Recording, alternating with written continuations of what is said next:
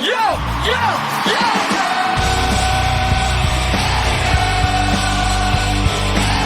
Yeah, we start to play. Steelers by the lake, with a word to say. James Strong, Cody Tanner, hosts on the mic. About to dive in deep, keep it live, that's right. Welcome to the Steelers by the Lake podcast. My name is James Strong, joined once again by my co-host Cody Tanner. Cody, how you feeling this Sunday morning? Rough question. I know you've been battling a migraine and appreciate you toughing through it for this quick episode here. Yeah, migraine all day yesterday and then just not feeling well today. But we're up here at 7:30 in the morning to give you guys an episode. So, James, how are you doing? I'm doing quite well, man. Looking forward to the day, getting a little lift in after this. There you go. That'll be a good time. Yep, we're going to talk about future contracts that were signed for the Steelers. We're also going to talk a little bit of Pro Bowl stuff and some of the things going on with the NFL draft and the prospects there. So, James, you want to start us off with the draft news as far as position goes? Yeah, as far as the NFL draft, it's an interesting class. And they always say, this is a weak class, this is a strong class.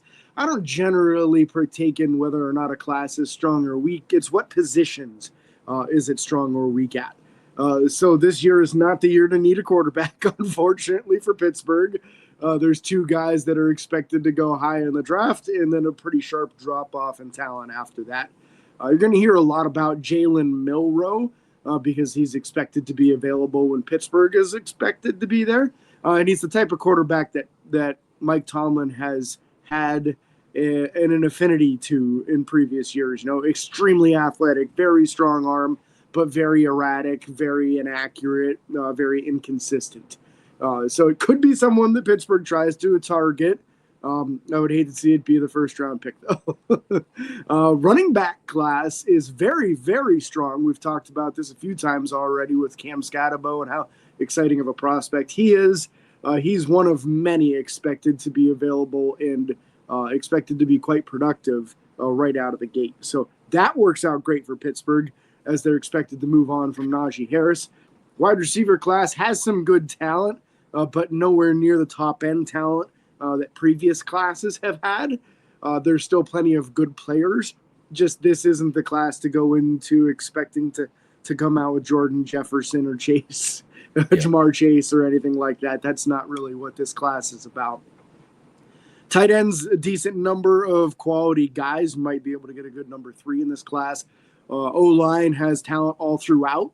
High-end, mid-level, even you might be able to find some later round steals, so that works out well for Pittsburgh as they'll try to bolster the depth most likely there, maybe even find a new starter along that offensive line unit.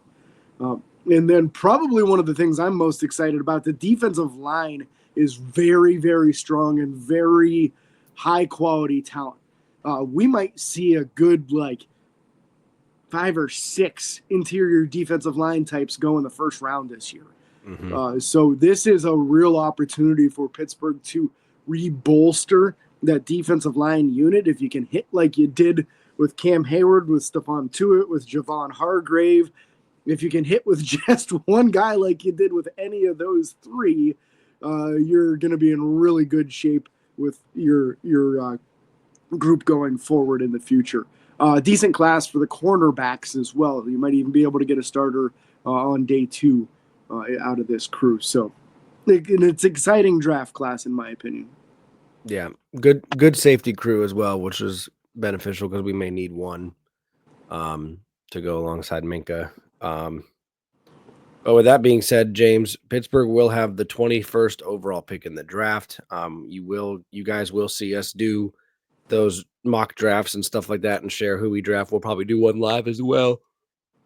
Yep, James. We typically do. So we'll try to give you more of them this year than we did last year. I think last year we only got you 3 mock drafts or something. Yeah. So we'll get a few more out your way this year. Well, and the cool thing too with this new platform that we're recording on, we'll be able to do some live potentially, like live. Yeah. So hopefully we get some of you guys involved, and hopefully we can set that up with a date, and have some of you guys join on YouTube in the comments to kind of help us and kind of see where your thoughts are, where our thoughts are, and see what could happen. James, a lot of future contracts to go over. You want to start with those? Tons, yes. So right at the beginning of the list, Pittsburgh signed a group of like 17 and then added a couple more afterwards. So right out of the gate, defensive back Josh Bledsoe, offensive tackle Dylan Cook, which should sound like a familiar name to you, as he was on the 53-man roster last year and then on the practice squad a little bit too. So good quality backup offensive tackle with him. Running back Evan Hall. Defensive tackle Dominique Davis, who I believe was on the practice squad most of the year last year. Linebacker Devin Harper. Defensive back Deshaun Jameson. A wide receiver Brandon Johnson. I think he was on the practice squad most of last year too. Yeah, I thought so. Guard Stephen Jones. Edge Eke Leotu, which Eke, if I remember correctly, was one of the foreign players who gave you an exemption after Julius Weishoff went down for the season. He was the replacement player for that. Wide receiver Lance McCutcheon, defensive back Kyler McMichael, who played corner in the preseason for us last year, and I thought honestly kind of splashed a little bit in the preseason. So I'm excited to see him back, as I do expect some turnover in the cornerback room. Another year with what appears to most likely be a similar defensive system. He might have a chance to actually show up a little bit this year. So I'm excited to see Kyler McMichael again returning. Guard Doug Nestor, who I believe he was on the squad most of the year last year. Linebacker Thomas Rush. Defensive lineman Jacob Slade, who also had some splashes in the preseason last year. Running back Aaron Shamklin, which he actually got the active roster for a little bit last year during the season. We talked about him, and he kind of didn't splash all that much, but they, for whatever reason, really like him. Quarterback Skylar Thompson, who might be the biggest name out of the entire group. So we officially have a quarterback on the roster for next year now. Yep. With Skylar Thompson. He's got some starting experience in the NFL. So that's a good thing. One of the ones I'm most excited about beyond Kyler McMichael, outside linebacker Julius Welshoff. So we were able to get him back to a futures contract for next year. He still will be able to hold that foreign exemption player to give us that extra guy on the roster. You can only do that for one player, so each of those guys, they must like them both. But Weishoff was really good in the preseason last year. I think he got like 3.5 sacks or something in those 3 preseason games.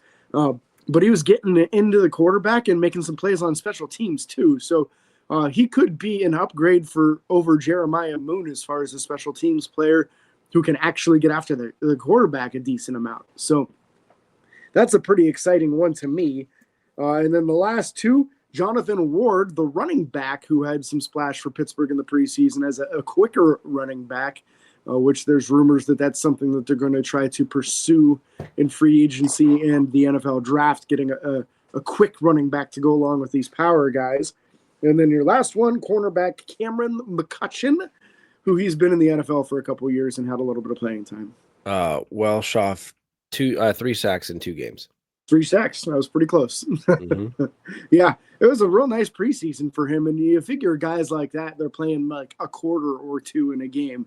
So to register 3 sacks in 3 games is very impressive for what is typically limited playing time. Yeah, great work for him. Excited to see him. Excited to see Jonathan Ward come back. Yeah.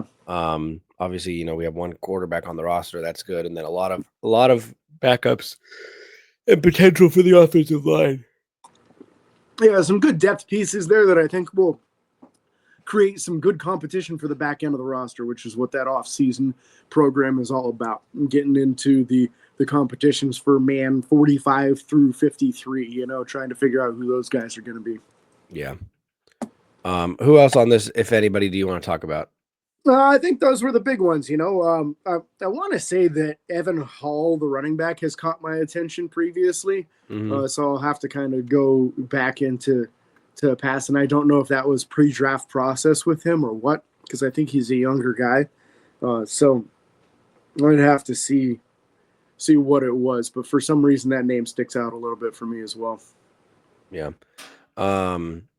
Exciting Pro Bowl news now. Miles Killebrew was announced that he's going to the Pro Bowl. I think that's because someone stepped down. I don't remember who it was. This is his second. He was Pro Bowl and AP first team special teams last year, if I'm not mistaken. But phenomenal work by him. Miles Killebrew has always been making plays for us. Unfortunately, no block punts this year, but somebody had a block punt. It wasn't him this year. I can't remember who. I feel like it was Jeremiah Moon. It was. You're right. Yeah, I think he got the punt because they were talking about his length and how Coach Danny Smith was telling him, hey, a guy with your athleticism and length, I just need you to sell out and you'll probably get some block punts this year. Yep. And he did right after that. So on the opposite end, we have TJ Watt, who opted out of the Pro Bowl. So Kyle Van Noy replaces him. He still gets credit for a Pro Bowl appearance. But Kyle Van Noy also gets one now as well. So a lot of speculation on that this is because of the ankle injury that he was playing with and a thumb injury he was playing with at the end of the year. Also, his wife is expecting. Yeah, my speculation is also he just doesn't want to play football if it's not.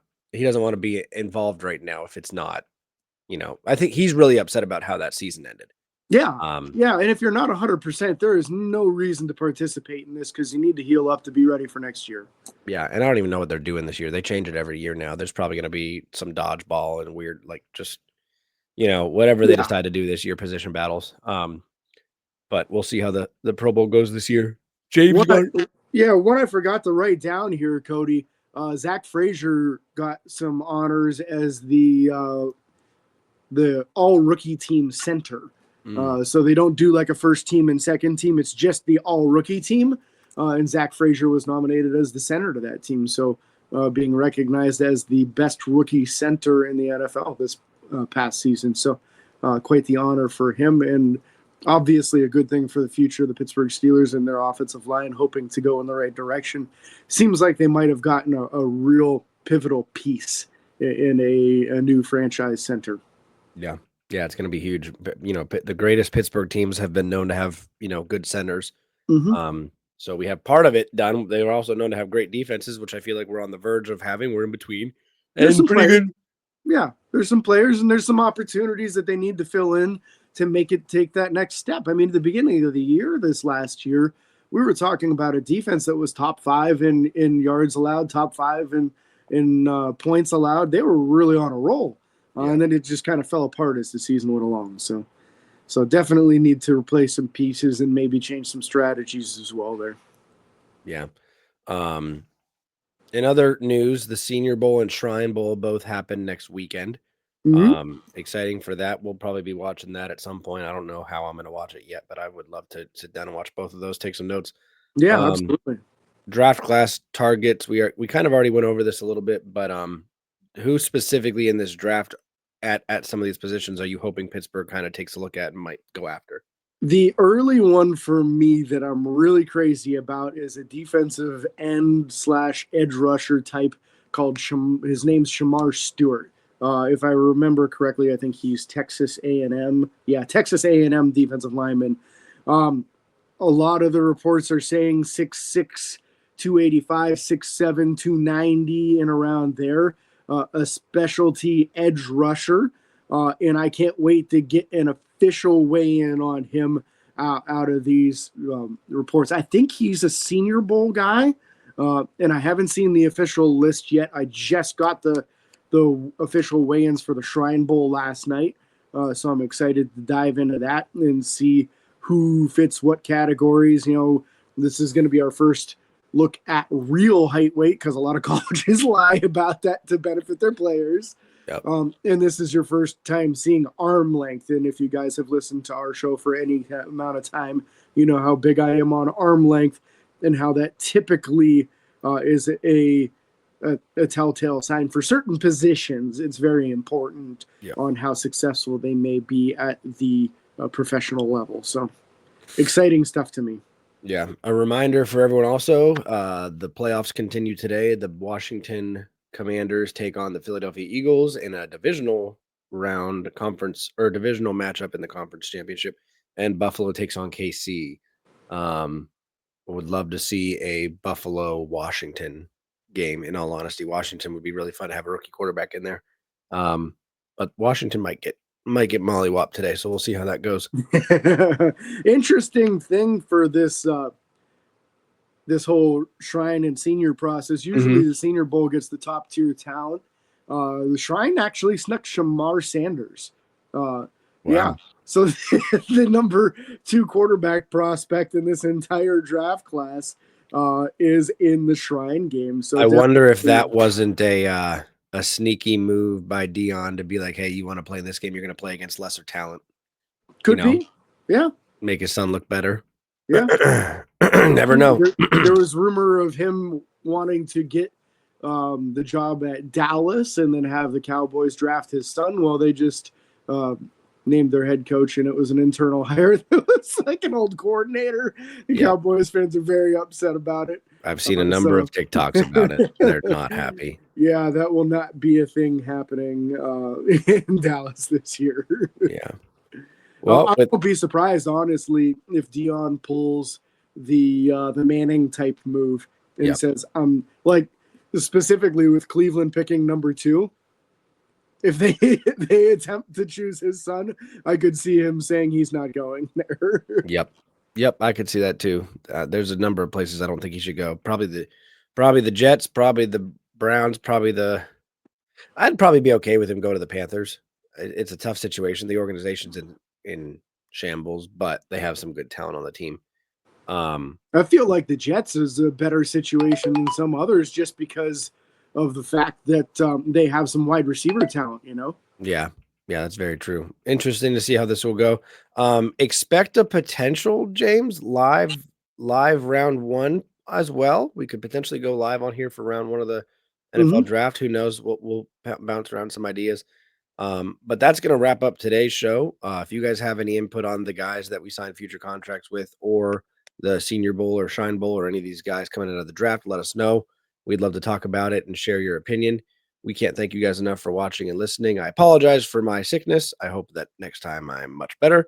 But don't forget to follow and like on Facebook, Twitter, Instagram, TikTok, and YouTube. Subscribe, ring the bell. It's free. It doesn't cost you a thing. And don't forget to get the 5-star reviews on Apple Podcasts. Make James very happy. And until next time, this is your host, James and Cody, signing off. Peace.